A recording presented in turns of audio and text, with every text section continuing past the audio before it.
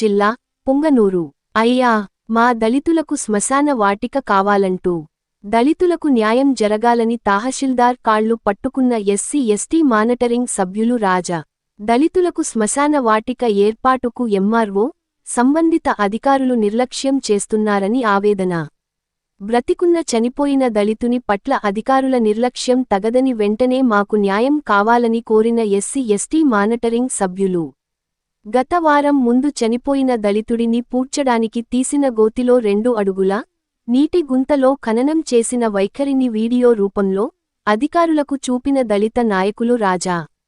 SC ST monitoring సమావేశంలో అన్ని శాఖల అధికారుల ఎదుట ఎంఆర్ఓ 2 కాళ్లు పట్టుకొని మా దళితుల శ్మశాన వాటికకు స్థలం కేటాయించాలని ప్రాధేయపడ్డాడు.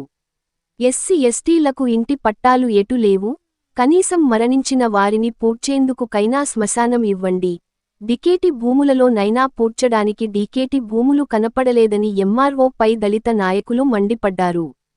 అధికారులకు పలుమార్లు వినతిపత్రం సమర్పించిన ఏమాత్రం పట్టించుకోలేదన్న దళిత సంఘ నాయకులు.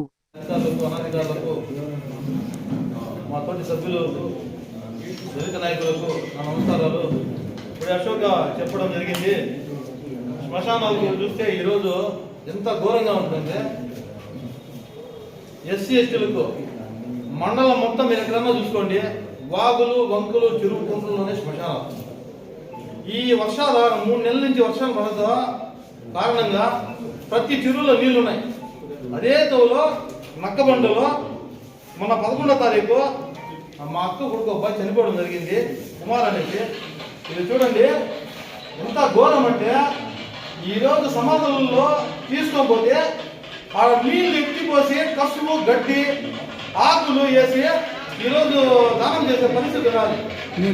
అంబేద్కర్ రాజ్యాంగంలో రాసిన చట్టాలు కూడా అమలు కాకపోతే మేమేం చేయాలి?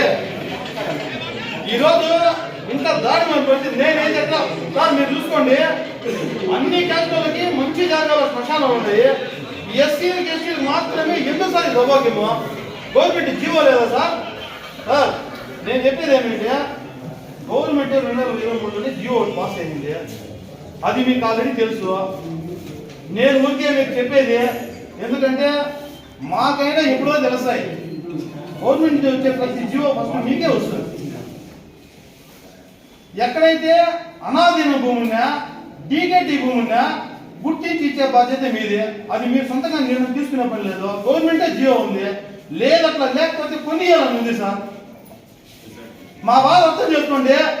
మీ కాలు పట్టుకుంటాము, మా దళితుల్ని ఈ ఘోరాన్ని మేము చూడలేకపోతున్నాము. దయచేసి మమ్మల్ని ఇది మేము ఎక్కడా చూడలేదు సార్. ఈరోజు చెరువుల్లో కుంటల్లో వేసుకున్న పరిస్థితి ఉన్నా సార్. సార్ మేము సార్ ఇప్పుడు నేను ఎక్కడ కావాలని మండలం మొత్తము ఎక్కడెక్కడ డీకేటీ గుర్తించే పని మీది సార్.